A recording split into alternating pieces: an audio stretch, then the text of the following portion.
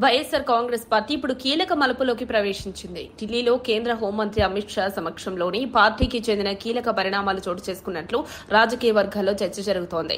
దీనిని ఆపరేషన్ వైసీపీగా అభివర్ణిస్తున్నారు. ఈ ఆపరేషన్ ప్రధాన ఉద్దేశం పార్టీని రక్షించడం, రాజకీయంగా ఎదురయ్యే పరిస్థితులకు ముందుగానే వ్యూహాత్మకంగా సన్నద్దమవడం.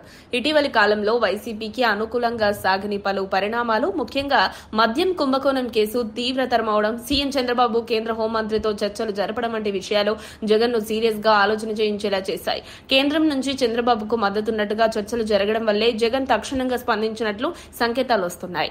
జగన్ స్వయంగా జైలు నాకు కొత్త కాదు, కేసులు కూడా కొత్తేవి కాదు, ప్రజల కోసం పనిచేస్తున్నప్పుడు భయపడే ప్రశ్నే లేదు అంటూ వ్యాఖ్యానించడమే ఈ పరిణామాలకు బలంగా సూచనగా భావిస్తున్నారు విశ్లేషకులు. దీని అర్థం ఆయనకు సున్నిత సమాచారం చేరింది, పరిస్థితి బహుశా సీరియస్ అని అర్థం.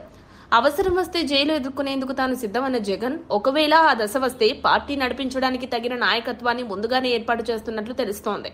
ఇందుకోసం ఒక కీలక నాయకుని పార్టీ బాధ్యతలతో ముందుకు తేవడంతో పాటు ఒక ప్రత్యేక ప్రచార బృందాన్ని కూడా సిద్ధం చేశారు. అంతేకాదు, గతంలో దూరమైన ఐపాక్ వంటి వ్యూహ పరుల సేవలను మళ్లీ సద్వినియోగం చేసేందుకు ఆయన చొరవ చూపుతున్నారు. ఇంతటితో ఆగకుండా ఇప్పటికీ సంక్షేమ పథకాలు, ప్రజలపై ప్రభావం చూపే విధానాలను మరింత బలోపేతం చేసి పార్టీకి మద్దతును నిలబెట్టే ప్రయత్నాల్లో జగన్ ఉన్నట్లు సమాచారం. ఢిల్లీలోని కొన్ని ప్రముఖ రాజకీయ నేతలతో పాటు ఓ కీలక జాతీయ పార్టీ నేతలు కూడా ఈ వ్యూహాలలో భాగమయ్యారన్న వార్తలు వినిపిస్తున్నాయి. మొత్తానికి ఆపరేషన్ వైసీపీ అంటూ ప్రారంభమైన ఈ వ్యూహాత్మక చర్యలు జగన్ భవిష్యత్ రాజకీయాలపై ఎంత ప్రభావం చూపిస్తాయో చూడాల్సి ఉంది.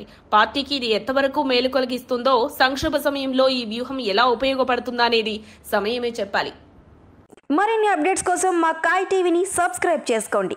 మా వీడియో కనుక మీకు నచ్చినట్లయితే లైక్ చేయండి, షేర్ చేయండి. మీ విలువైన అభిప్రాయాలను కామెంట్ బాక్స్లో తెలియజేయండి.